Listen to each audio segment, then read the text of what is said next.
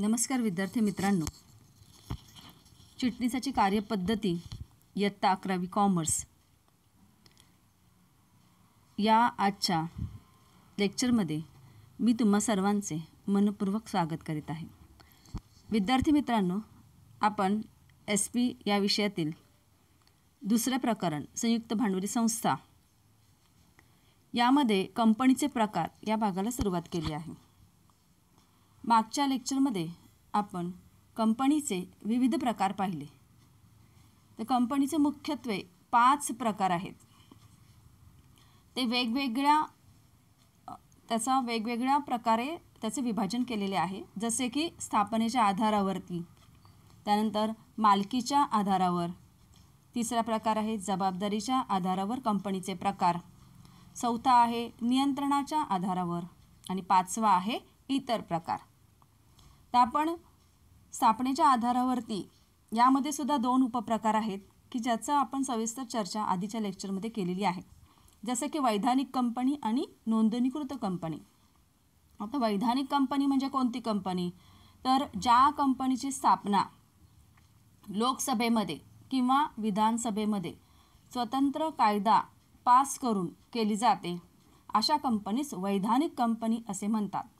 कारण या कंपनीसाठी विशेष कायदा हा पास केला जातो आणि त्या विशेष कायद्याच्या अंतर्गत या कंपनीची स्थापना झालेली असते, म्हणून हिला वैधानिक कंपनी असे म्हणतात, म्हणजे कायद्याने स्थापन झालेली कंपनी।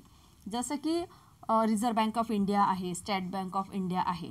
तर या कंपन्यांना कंपनी कायदा 2013 हा फॉलो करावा लागत नाही, कारण त्यांचा स्वतःचा कायदा असतो आणि त्यातील सर्व नियम आणि अटी या संस्थांना लागू होत असतात। ठीक आहे। त्यानंतर दुसरा उपप्रकार आहे तो म्हणजे नोंदणीकृत कंपनी। आता नोंदणीकृत कंपनी म्हणजे काय? तर या कंपनीची स्थापना कंपनी कायदा 2013 किंवा त्याच्या अगोदरचा 1956चा कंपनी कायदा या कायद्यानुसार झालेली असते, म्हणून याला नोंदणीकृत कंपनी असे म्हणतात। या कंपनीची नोंदणी कंपनी कायद्याअंतर्गत झालेली आहे। ठीक आहे। तर अशा प्रकारे हे स्थापनेच्या आधारावरती 2 प्रकार होतात। त्यानंतर पुढचा उपप्रकार आहे तो म्हणजे मालकीच्या आधारावर। मालकीच्या आधारावर याचे पुढे 3 प्रकार होतात। पहिला आहे तो म्हणजे खाजगी कंपनी, दुसरा आहे सार्वजनिक कंपनी आणि तिसरा आहे एक व्यक्ती कंपनी। आता खाजगी कंपनी म्हणजे कोणती कंपनी? तर ही अशी कंपनी असते की ज्या कंपनीचे वसूल भाग भांडवल नियमावलीद्वारे स्पष्ट केले जाते आणि तिला इतरही अटी पूर्ण कराव्या लागतात, जसं की खाजगी कंपनीचे भाग सहज हस्तांतरित करता येत नाहीत, म्हणजे भागधारकाला त्याच्या मनाने आपले भाग दुसऱ्या व्यक्तीला विकता येत नाहीत, ही पहिली अट आहे। दुसरी अट आहे म्हणजे ती सभासद संख्येवरती। खाजगी कंपनीची स्थापना करण्यासाठी कमीत कमी 2 आणि जास्तीत जास्त 200 इतकी सभासद संख्या आवश्यक असते, ती कायद्याने ठरवलेली आहे। तिसरी अट आहे ती म्हणजे खाजगी कंपनी आपल्या भागांची विक्री ही माहितीपत्रक प्रसिद्ध करून, आम जनतेला आवाहन करून किंवा विनंती करून सार्वजनिकरित्या भागाची विक्री करू शकत नाही। आणि आणखीन एक महत्त्वाची अट आहे ती म्हणजे खाजगी कंपनीला आपल्या नावाच्या शेवटी खाजगी मर्यादित हे शब्द लिहिणं आवश्यक आहे। तर हे खाजगी कंपनीच्या बाबतीमध्ये आहे। आता सार्वजनिक कंपनी म्हणजे कोणती कंपनी? दुसरा उपप्रकार आहे पहा। तर जी कंपनी खाजगी नाही तिला सार्वजनिक कंपनी असे म्हणतात। सार्वजनिक कंपनीच्या बाबतीतही काही वैशिष्ट्य आहेत, जसे की भाग हस्तांतरावर कोणतीही मर्यादा नाही, म्हणजे सार्वजनिक कंपनीचे जे सभासद आहेत किंवा जे भागधारक आहेत ते आपले भाग इतरांना किंवा तिसऱ्या व्यक्तीला कधीही ते हस्तांतरित करू शकतात, म्हणजे विकू शकतात, किंवा एखाद्याला वाटलं की मला बक्षीस म्हणून द्यायचं आहे, भेट म्हणून द्यायचे आहेत भाग, तर तो भागधारक तिसऱ्या व्यक्तीला आपले भाग कधीही देऊ शकतो। त्याला कोणतेही बंधन नाही, त्याला कोणाची परवानगी घेण्याची गरज नाही। त्यानंतर आणखीन एक वैशिष्ट्य सांगता येईल ते म्हणजे सार्वजनिक कंपनीच्या स्थापनेसाठी कमीत कमी 7 व्यक्तींची आवश्यकता आहे, जास्तीच्या सभासद संख्येवरती कोणतीही मर्यादा नाही। त्यानंतर सार्वजनिक कंपनीचे किमान वसूल भांडवल नियमावलीमध्ये नमूद केल्याप्रमाणे असावे. आणखीन एक वैशिष्ट्य आहे ते म्हणजे ठेवी स्वीकारण्याबाबत कंपनीस कोणत्याही प्रकारचे बंधन नाही. तसेच मालकीच्या आधारावर आणखीन एक उपप्रकार आहे तो म्हणजे एक व्यक्ती कंपनी. आता एक व्यक्ती कंपनी म्हणजे काय, तर ज्या कंपनीची सभासद संख्या ही एकच असते तिला एक व्यक्ती कंपनी असे म्हणतात.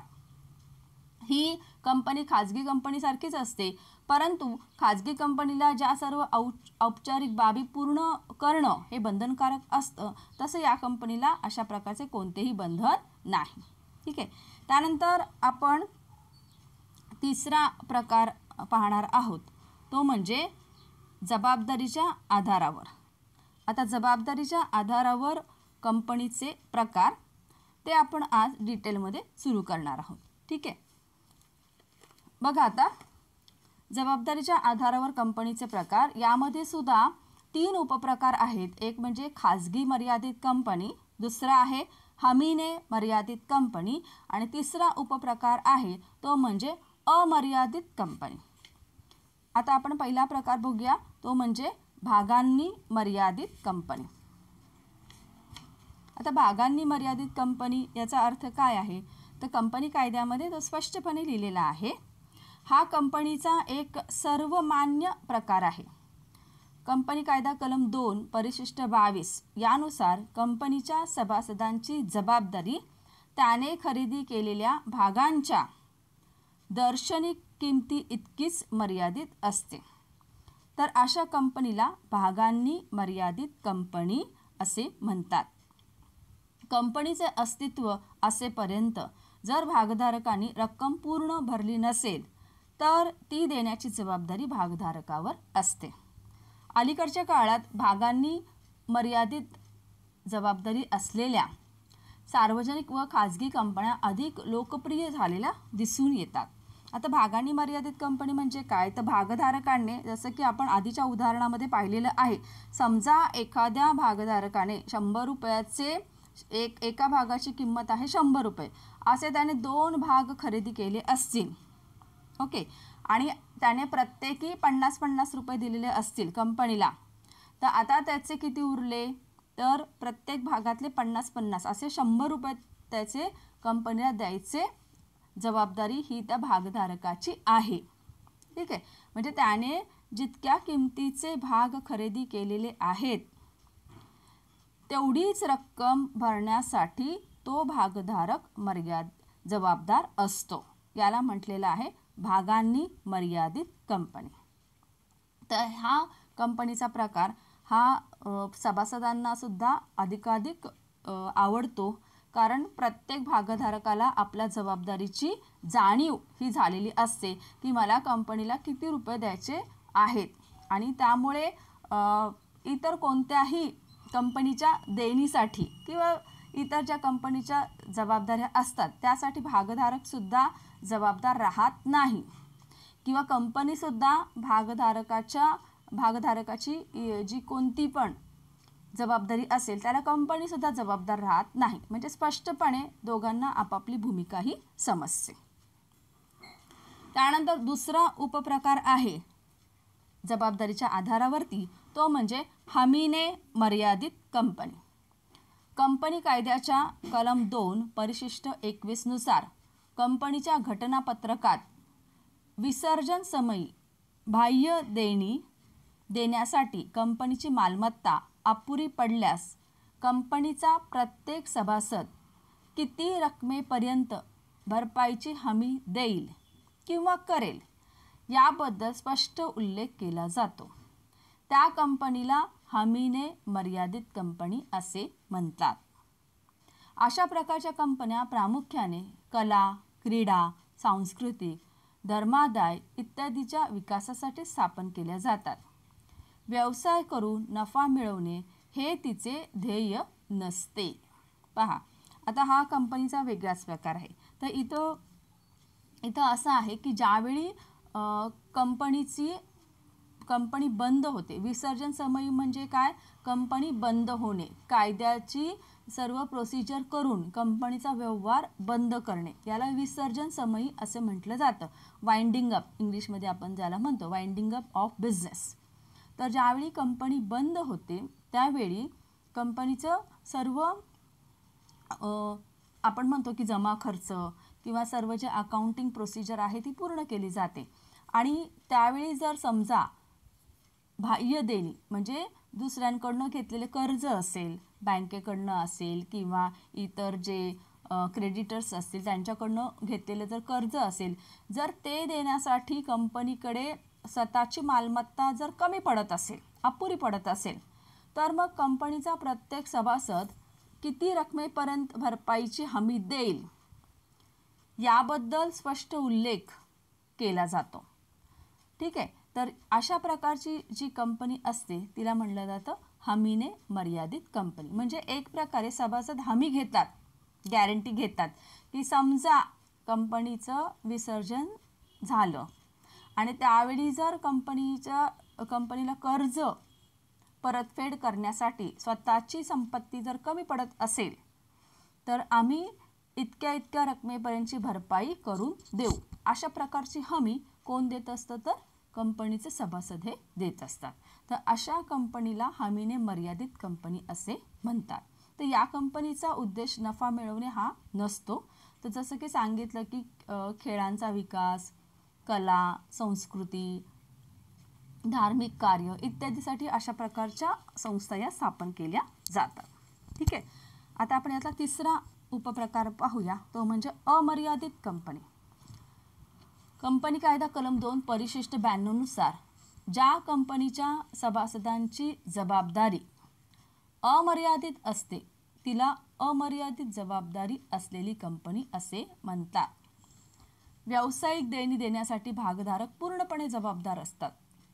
या कंपन्या खाजगी, सार्वजनिक अथवा एक व्यक्ती कंपनी असू शकतात.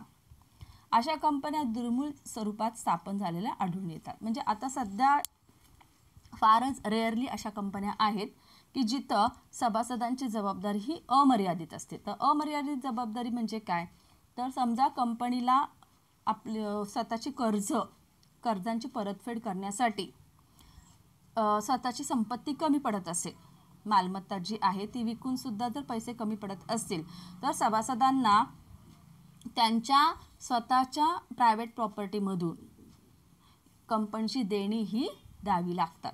याला म्हटलेलं आहे अमर्यादित जबाबदारी.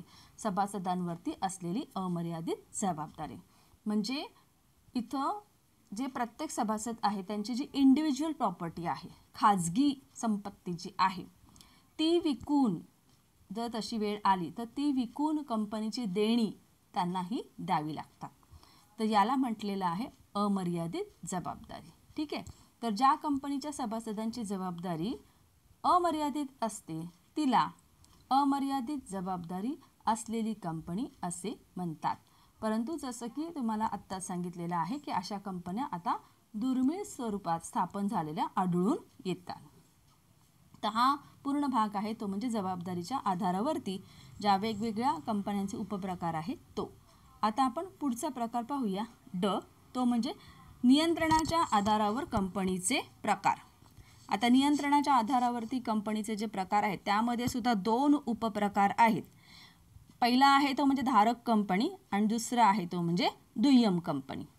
आता कंपनी कायदा कलम 2 परिशिष्ट 46 नुसार जेव्हा एक कंपनी दुसऱ्या कंपनीचे 50% जास्त भाग खरेदी करून दुसऱ्या कंपनीवर नियंत्रण प्रस्थापित करते, असे नियंत्रण करणारी कंपनी म्हणजे धारक कंपनी होय, ज्याला होल्डिंग कंपनी असे इंग्लिशमध्ये म्हणतात. आता अर्थातच इथं फार हा सोपा अर्थ आहे की एक कंपनी दुसऱ्या कंपनीचे 50%पेक्षा जास्तीचे भाग खरेदी करते, म्हणून मग जी कंपनी भाग खरेदी करते तिचं नियंत्रण या भाग खरेदी केलेल्या कंपनीवर येतं. तर अशा कंपनीला काय म्हटलं जातं तर धारक कंपनी. तर इथं आपल्या आजूबाजूला सुद्धा तुम्ही पाहिलं असेल की अल्फाबेट आहे, त्यानंतर जॉन्सन अँड जॉन्सन आहे. तर या सगळ्या कुठल्या आहेत तर धारक कंपनी आहेत. ठीक आहे. त्यानंतर दुसरा उपप्रकार आहे तो म्हणजे दुय्यम कंपनी. आता कंपनी कायदा कलम 2 परिशिष्ट 87 नुसार ज्या कंपनीवर धारक कंपनीचे नियंत्रण असते अशी कंपनी म्हणजे दुय्यम कंपनी. या कंपनीचे 50% जास्त भाग भांडवल धारक कंपनीने खरेदी केलेले असतात किंवा अशी कंपनी जिला सर्व संचालकांची अथवा बहुतांश संचालकांची नियुक्ती अथवा बडतर्फी करता येते. आता जसं की आपण वरती पाहिलं धारक कंपनी म्हणजे काय, तर जी कंपनी दुसऱ्या कंपनीचे 50% जास्तीचे भाग खरेदी करते तिला धारक कंपनी म्हणतात. मग दुय्यम कंपनी कोणती आहे, तर ज्या कंपनीचे 50% जास्तीचे भाग खरेदी केलेले आहेत ती कंपनी म्हणजे कोणती, दुय्यम कंपनी. आणि तिचे भाग कोण खरेदी करतं, तर धारक कंपनी खरेदी करते. ठीक आहे, तर अशी ही दुय्यम कंपनी आहे. म्हणजे दुय्यम कंपनीवर धारक कंपनीचे नियंत्रण असते आणि ते भागधारणेच्या आधारावरती आहे. म्हणून या कंपनी प्रकाराला म्हणलेले आहे नियंत्रणाच्या आधारावर कंपनीचे प्रकार. ठीक आहे, आता यातला आपण पुढचा आणि शेवटचा कंपनीचा प्रकार पाहूया, ते म्हणजे इतर प्रकार. तर यामध्ये सुद्धा विविध प्रकार समाविष्ट झालेले आहेत, जसे की सरकारी कंपनी, विदेशी कंपनी, निष्क्रिय कंपनी, सूचीबद्ध कंपनी, लहान कंपनी, सहयोगी कंपनी आणि नफ्यासाठी नसलेली कंपनी. तर हे सर्व प्रकार इतर प्रकारामध्ये इन्क्लूड करण्यात आलेले आहेत. तर आता आपण यातला पहिला प्रकार पाहूया, तो म्हणजे सरकारी कंपनी. आता सरकारी कंपनी म्हणजे काय पहा, कंपनी कायदा कलम 2 परिशिष्ट 45 नुसार सरकारी कंपनी म्हणजे अशी कंपनी की जिचे 51% जास्त वसूल भाग भांडवल हे केंद्र सरकार किंवा राज्य सरकार किंवा अंशतः केंद्र सरकार आणि अंशतः राज्य सरकार यांनी धारण केलेलं असतं. तर अशी कंपनी म्हणजे कोणती, तर सरकारी कंपनी. सरकारी कंपनी ही खाजगी कंपनी किंवा सार्वजनिक कंपनी असू शकते. ठीक आहे, तर सरकारी कंपनीला सुद्धा कंपनी कायदा 2013 नुसार नोंदणी करणं हे बंधनकारक आहे. आणि याची उदाहरणं म्हणजे हिंदुस्तान मशीन टूल्स लिमिटेड किंवा steel authority of India limited, Bharat heavy electricals limited, coal India limited, national oil and gas corporation limited इत्यादी या ज्या कंपन्या आहेत त्यांना सरकारी कंपनी असे म्हणतात. आणि अर्थातच सरकारी कंपनीला नोंदणी ही कंपनी कायदा 2013 प्रमाणे करणं हे बंधनकारक आहे. म्हणजेच काय, तर या कंपनीला कंपनी कायदा 2013 हा पूर्णपणे लागू होतो. ठीक आहे, तर कंपनी कायदा 2013 मध्ये ज्या ज्या सर्व तरतुदी, अटी, नियम आहेत ते सर्व सरकारी कंपनीला लागू होतं.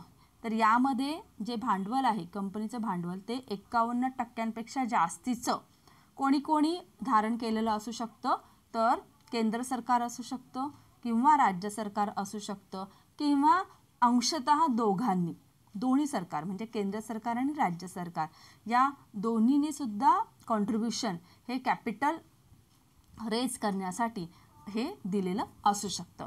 तर अशा कंपनीला म्हटलं जातं की सरकारी कंपनी. म्हणजे याच्यावरती सरकारचं भांडवल निर्मितीमध्ये सरकारचा जो हिस्सा असतो तो जास्त असतो. म्हणजे 51% जास्तीचं कॉन्ट्रीब्युशन हे गव्हर्नमेंटने केलेलं असतं, म्हणून याला सरकारी कंपनी असे म्हणतात. ठीक आहे, आता यातला आपण दुसरा प्रकार पाहूया पुढचा, तो म्हणजे विदेशी कंपनी.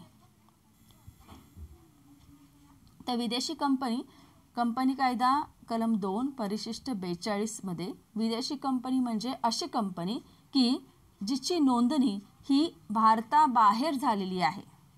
बघा, जिची नोंदणी भारताबाहेर झालेली आहे परंतु तिचा व्यवसाय मात्र भारतात सुरू आहे, अशी कंपनी म्हणजे कोणती, विदेशी कंपनी. तर आपल्याकडे उदाहरणार्थ बाटा इंडिया लिमिटेड आहे, नेस्ले इंडिया लिमिटेड आहे, वर्लपूल कॉर्पोरेशन लिमिटेड आहे. तर या ज्या कंपन्या आहेत त्या विदेशी कंपन्या आहेत की ज्यांची नोंदणी ही आपल्या देशाच्या बाहेर झालेली आहे, परंतु त्यांचा व्यवसाय मात्र आपल्या देशामध्ये सुरू आहे. तर अशा कंपन्यांना म्हटलं जातं विदेशी कंपनी. यानंतर पुढे तिसरा प्रकार आहे तो म्हणजे निष्क्रिय कंपनी. तर ज्या कंपनीची नोंदणी भविष्यकालीन प्रकल्पासाठी केली जाते किंवा व्यवसाय करत नसेल, जी कंपनी व्यवसाय करत नसेल किंवा मागील 2 वर्षापासून लेखापुस्तके आणि ताळेबंद तयार करत नसेल, तसेच वार्षिक विवरणपत्रक तयार करत नसेल, तर अशी कंपनी निष्क्रिय कंपनी म्हणून घोषित केली जाऊ शकते. आता निष्क्रिय म्हणजे काय? जी कंपनी काहीच करत नाही. आपण साधं म्हणतो ना, ही व्यक्ती निष्क्रिय आहे. निष्क्रिय म्हणजे काय? कोणतीही क्रिया न करणे, त्याला निष्क्रिय असे म्हटले जाते. तर मग निष्क्रिय कंपनी म्हणजे काय?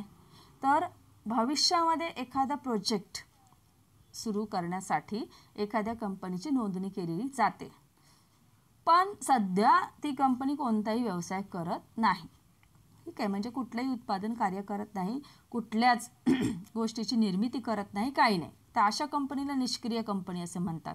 किंवा मागच्या 2 वर्षापासून त्या कंपनीने कुठल्याही प्रकारचे बुक्स ऑफ अकाउंट्स मेंटेन केलेले नाहीत. जसं की तुमचं जर्नल आहे, लेजर आहे, त्यानंतर ट्रेडिंग अकाउंट आहे, प्रॉफिट अँड लॉस स्टेटमेंट आहे, बॅलन्स शीट बनवलेली नाही, ती कुठे सबमिट केलेली नाही, तसंच वार्षिक विवरणपत्रके तयार केलेली नाहीत मागच्या 2 वर्षापासून.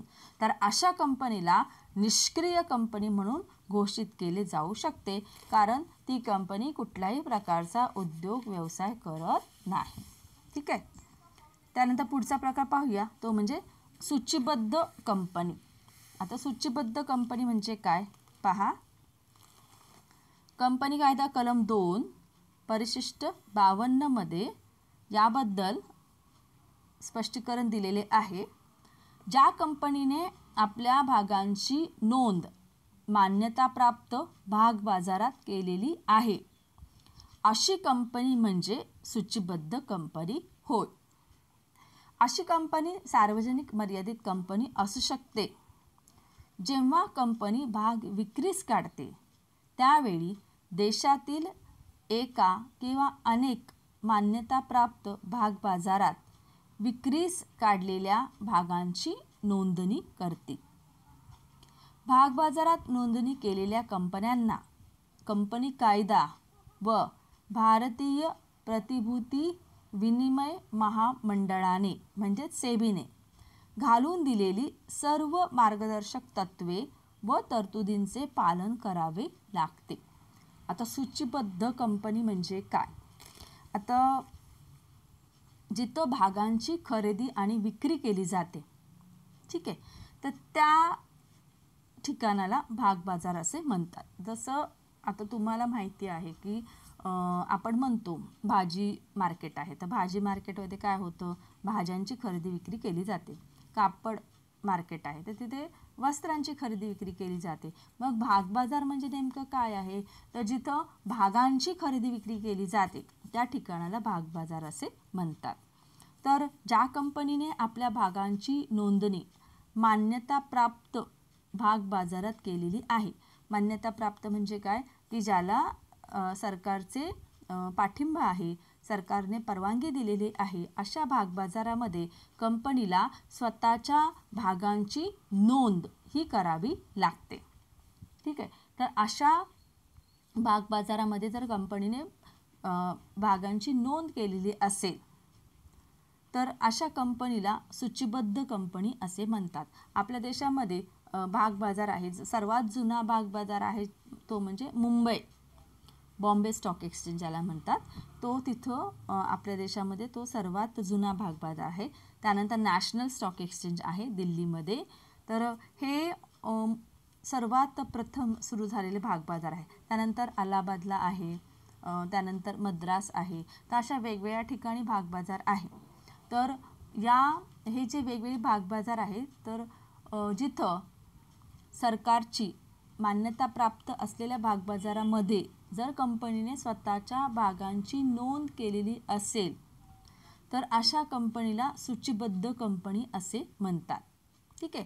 तर ही जी अशी कंपनी सार्वजनिक मर्यादित कंपनी असू शकते आणि ही जी कंपनी आहे तिला कंपनी कायदा म्हणजे ज्या भागबाजारात अशा कंपनीची नोंद झालेली आहे त्या कंपनीला कंपनी कायदा आणि भारतीय प्रतिभूती विनिमय मंडळाने म्हणजेच सेबीने जी घालून दिलेली सर्व नियम आणि अटी आहे त्या तरतुदींचे त्यांना पालन करावे लागते. तर आता सेबी म्हणजे काय, तर सेबी ही अशी संस्था आहे की जी भागांची खरेदी विक्री किंवा प्रतिभूतींची जी खरेदी विक्री होते त्यावरती नियंत्रण ठेवते. म्हणजे कंपनीवरती नियंत्रण ठेवते, त्यामध्ये समाविष्ट होणारे जे सर्व सभासद आहेत त्यांच्यावरती नियंत्रण ठेवते. त्यांनी ज्या भाग विक्रीच्या ज्या क्रिया केलेल्या असतात त्या मार्गदर्शक तत्वांप्रमाणे ते करतात का याचा सुद्धा सेबी पाठपुरावा करते. त्याचप्रमाणे वेगवेगळ्या ज्या कंपन्या आहेत त्या कंपनी कायद्याचं पालन करतात का यावरती नियंत्रण ठेवते आणि जर कोणी दोषी व्यक्ती वगैरे आढळली तर तिला योग्य प्रकारे दंडात्मक कारवाईसुद्धा सेबी ही करते. तर सेबी ही अशी संस्था आहे की जी भागबाजारावरती पूर्णपणे नियंत्रण ठेवते आणि जर कोणाची फसवणूक वगैरे झाली असेल तर त्यातून त्या व्यक्तीला बाहेर काढण्याचं सुद्धा काम सेबी ही करते. तर याला मराठीमध्ये भारतीय प्रतिभूती विनिमय मंडळ असे म्हटलेले आहे. तर ही जी सेबी संस्था आहे ती भागबाजारामध्ये व्यवहार कसे केले जातात याबद्दल मार्गदर्शक तत्व आणि नियम ठरवते आणि तरतुदी आपल्या त्या ठरवत असते आणि त्याप्रमाणे प्रत्येक कंपनीला त्यांचं पालन करावं लागतं ज्यावेळी ते भागबाजारामध्ये भागांची विक्री करण्यासाठी काढतात. ठीक आहे. तर भागबाजारामध्ये मान्यताप्राप्त भागबाजारामध्ये ज्या कंपनीचं नाव येतं किंवा ज्याची नोंद होते त्या कंपनीला मग सूचीबद्ध कंपनी असे म्हणतात. ठीक आहे. त्यानंतर पुढचा 5वा प्रकार आहे तो म्हणजे लहान किंवा छोटी कंपनी. आता पहा, लहान कंपनी किंवा छोटी कंपनी म्हणजे काय. कंपनी कायद्याच्या कलम 2 परिशिष्ट 85 नुसार लहान कंपनी म्हणजे जी सार्वजनिक कंपनीपेक्षा वेगळी आहे.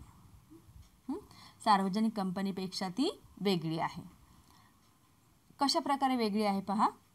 जिचे वसूल भाग भांडवल 50 लाख रुपये किंवा त्यापेक्षा जास्त निर्धारित रकमेपेक्षा जास्त नसेल. ओके. किंवा तिच्या शेवटच्या नफा तोटा खात्यानुसार वार्षिक उलाढाल ही ₹2 कोटी, वार्षिक उलाढाल ही ₹2 कोटी किंवा त्यापेक्षा जास्त निर्धारित रकमेपेक्षा अधिक नसेल. ओके.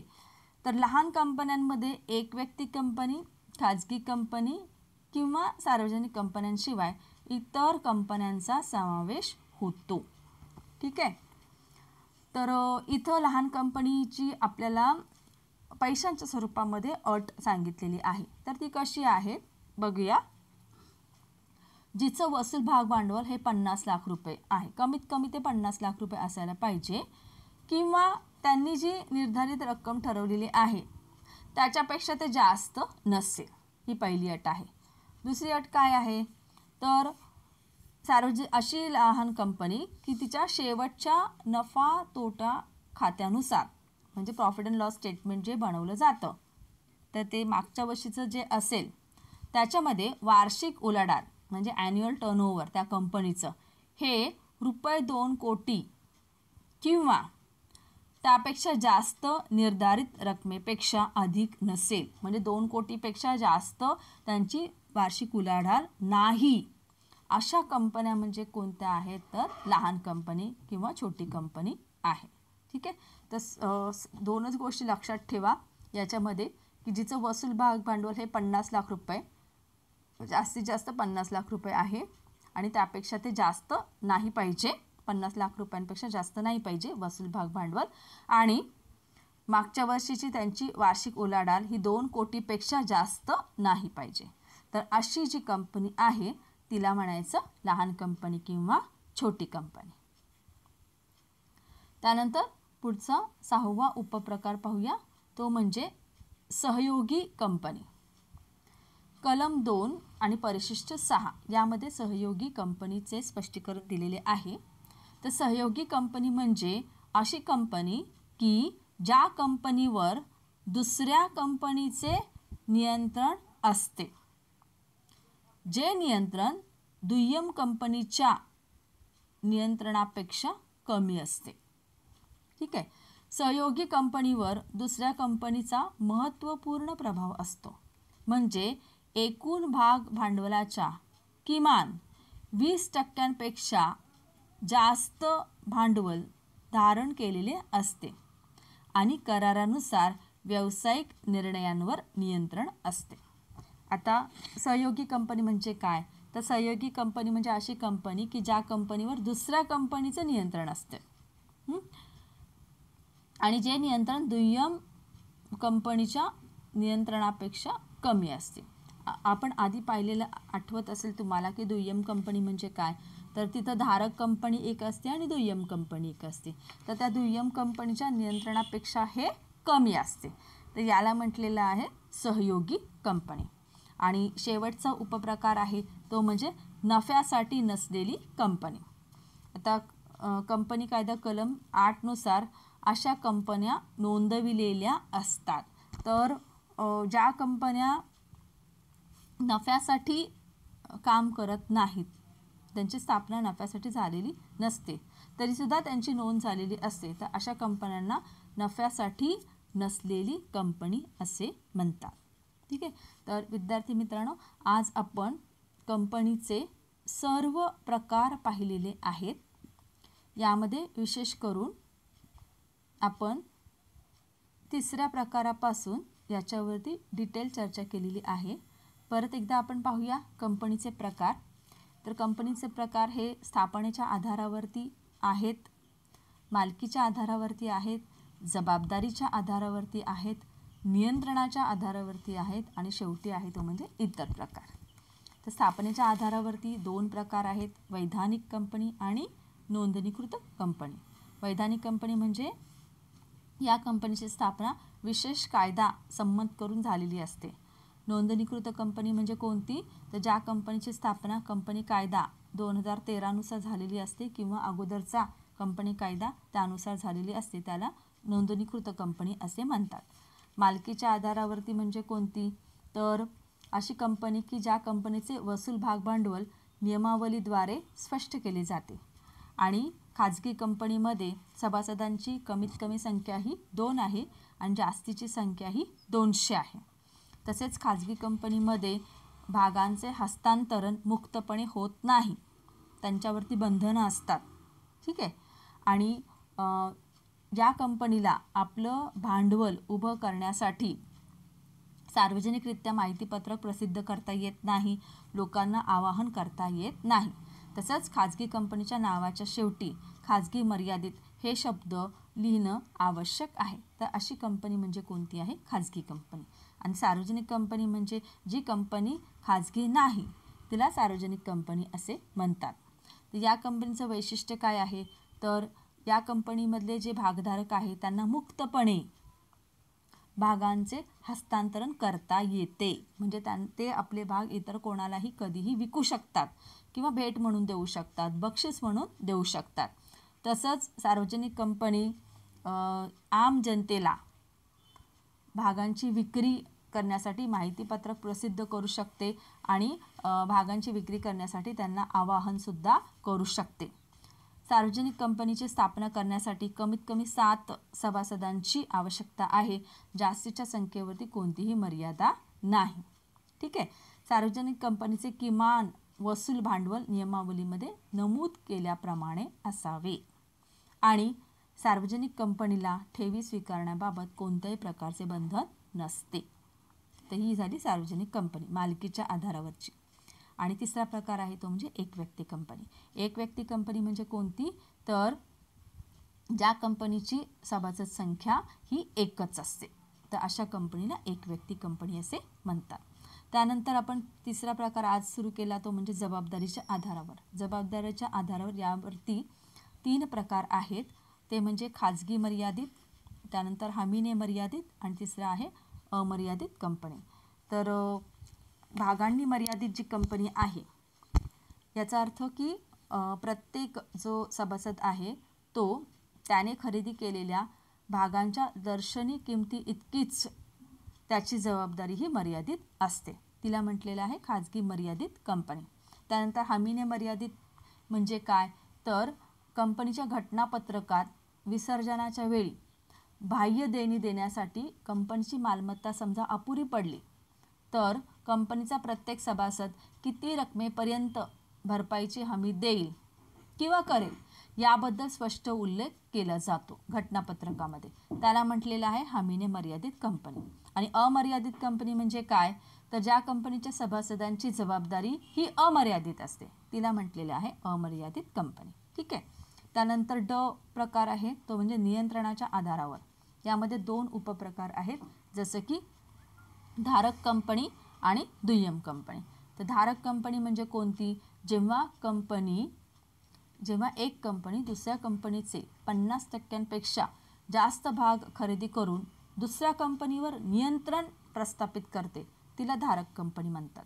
आणि दुय्यम कंपनी म्हणजे कोणती, तर ज्या कंपनीवर धारक कंपनीचे नियंत्रण असते अशी कंपनी म्हणजे दुय्यम कंपनी होय. ठीक आहे. आणि त्यानंतर इतर प्रकार म्हणजे सरकारी कंपनी आहे, विदेशी कंपनी आहे. सरकारी कंपनी म्हणजे कोणती, तर ज्या कंपनीचे भांडवल हे वसूल भाग भांडवल हे 51% जास्त केंद्र सरकार किंवा राज्य सरकार किंवा अंशतः केंद्र सरकार किंवा राज्य सरकार दोघांनी मिळून हे उभे केलेले असते, तर अशा कंपनीला म्हटलेलं आहे सरकारी कंपनी. आणि या कंपनीची नोंदणी ही कंपनी कायदा 2013 नुसार करणं हे बंधनकारक आहे. म्हणजेच काय, तर सरकारी कंपनीला कंपनी कायदा 2013 हा पूर्णपणे लागू आहे. ठीक आहे.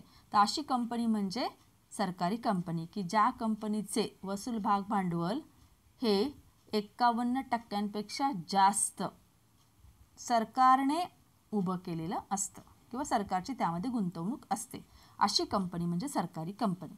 विदेशी कंपनी म्हणजे कोणती, तर ज्या कंपनीची नोंदणी ही भारताबाहेर झालेली आहे परंतु व्यवसाय मात्र ती भारतात करते, आपल्या देशात करते, अशी कंपनी म्हणजे विदेशी कंपनी.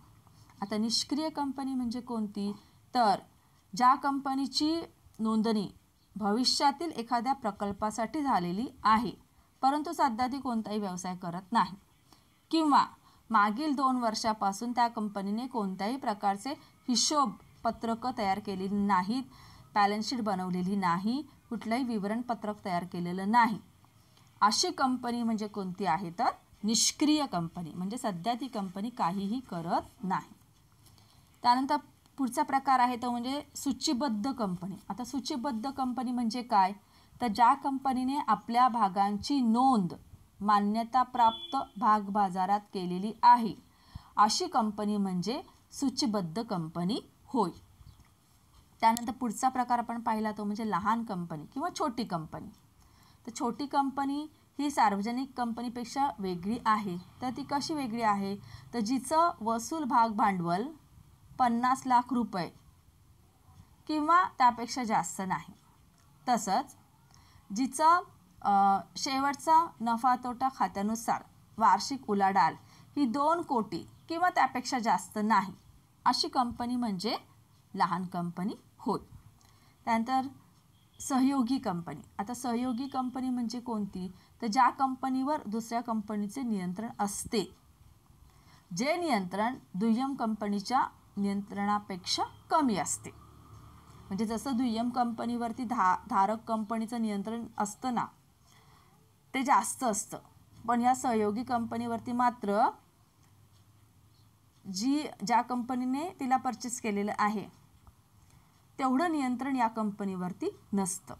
ठीक आहे, तर त्या कंपनीला म्हटलेलं आहे सहयोगी कंपनी. आणि शेवटचा प्रकार आहे तो म्हणजे नफ्यासाठी नसलेली कंपनी. नफ्यासाठी नसलेली कंपनी म्हणजे कलम 8 नुसार अशा कंपन्यांची सुद्धा नोंद झालेली असते.